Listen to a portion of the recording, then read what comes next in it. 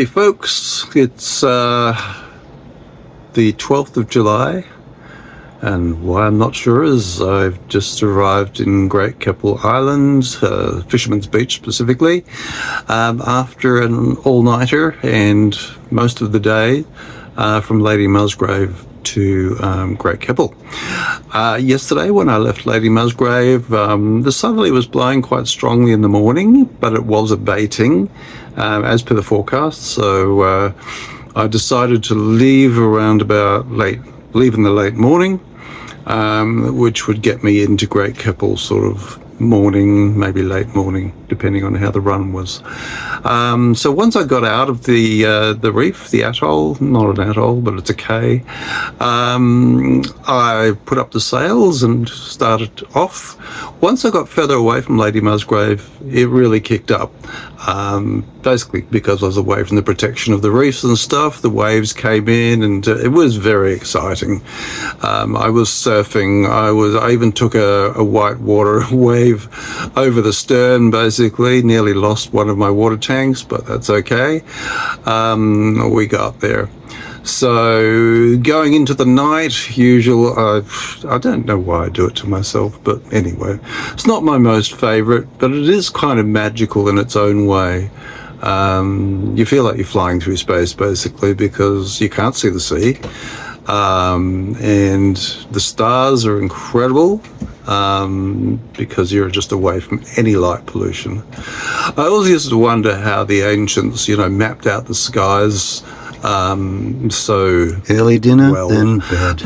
But when you see it in that kind of situation, it really is a 3D thing. The stars, the individual stars you see, looks like they're just hanging around in our neighbourhood when you see the Milky Way behind them, which is obviously, unbelievable amounts of distance. But the stars that you see, the individual ones, actually look like they're just hanging around in our neighbourhood, even though they're light years away.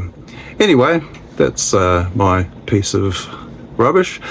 And the other conclusion I came to as well, yeah, I know, be careful, because when it's dark, of course, you've either got a lit compass, which I don't.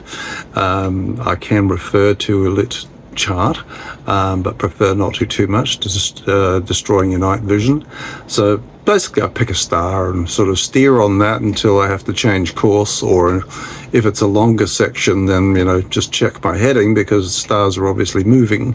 Well, we're moving, but anyway, the moon was up, which I thought, yay, fingernail moon. It wasn't a big one, but it was behind my jib, so I couldn't see it really very well anyway.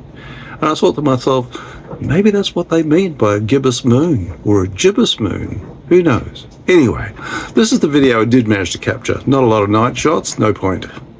Enjoy.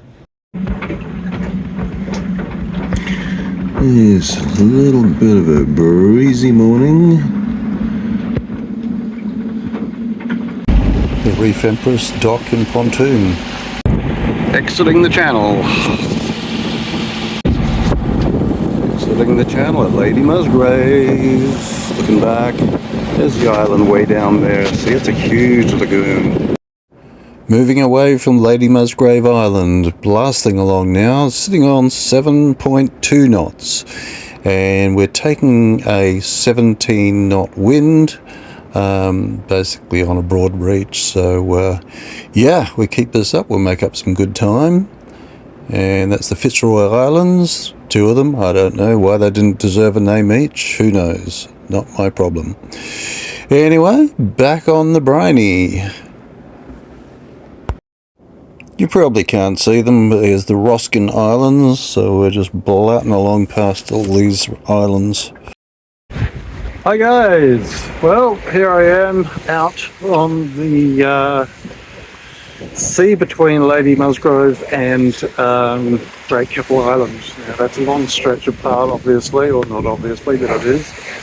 At the moment I'm somewhere between the town of 1770 on the mainland and Fitzroy Reef out to sea.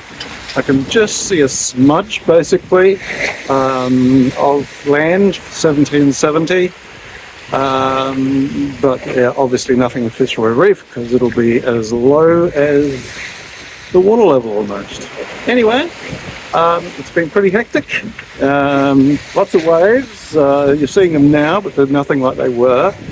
But yeah, exciting. The average speed at the moment we're doing is about 6.3, I think it is, when I looked just before. So that should speed us along somewhat. But it is around about a 12-hour trip. About 12. I meant 24.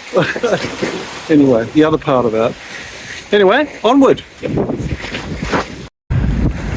Well, it's 4 o'clock in the afternoon, and yeah, it's going to be a long one still. The wind has died right down.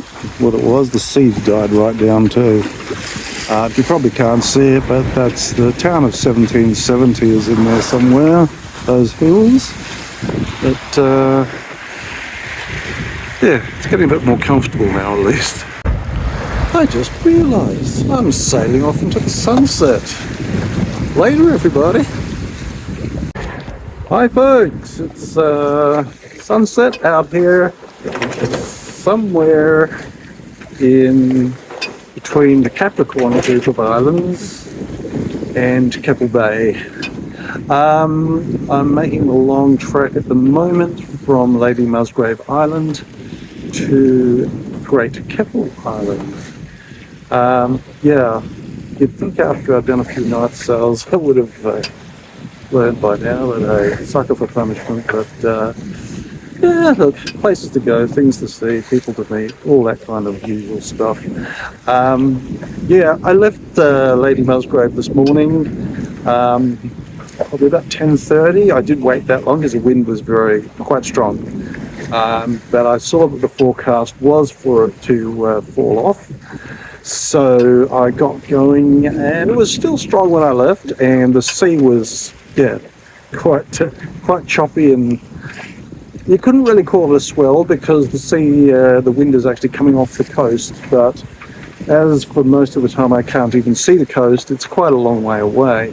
Therefore it has had time to build up. So I had some exciting surfing, and yeah, took a couple of broadsides and even had a wave break over the back of the boat, but all good. I guess I'll find out tonight or tomorrow rather, whether I'm a bedwetter or not, whether any of that got into the cabin, because I'm not sure I had it firmly shut.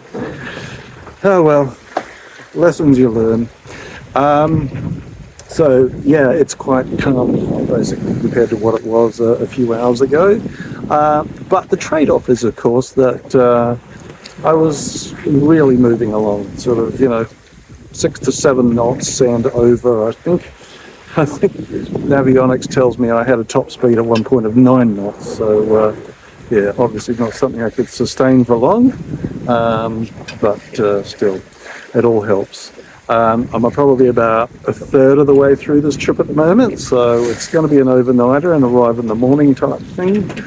The good news is I've got internet back, which, yeah, just so people know where I am. Because Lady Musgrave Island is, quite a way outside of the zone, although I did manage to pick something up there when I was on the island, just by a fluke. There must have been an atmospheric thing, because even the VHF radio from Port Bundaberg doesn't reach in the lagoon of Lady Musgrave Island. But that same day I was hearing radio conversations from Port Bundaberg inside the lagoon. So it's all about atmosphere, isn't it?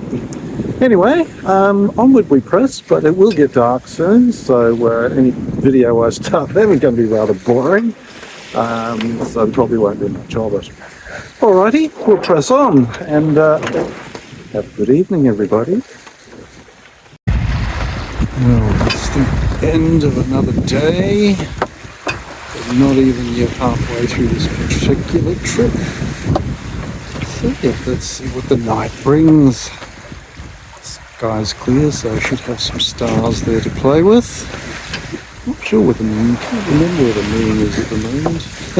Yeah, usual place, I know, but yeah. Anyway, good night, everybody.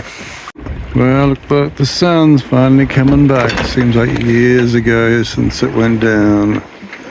That's Great Keppel Island there. I'm just going to head around that point at the far end.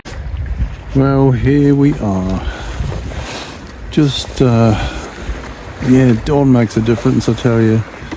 An hour ago, I didn't give my chances much for being able to stay awake until I got there.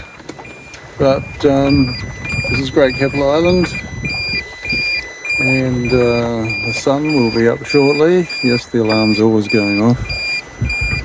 And that's the mainland over there. Anyway, let's see what we can find around the corner.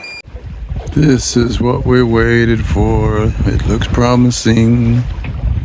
Ah, here she comes.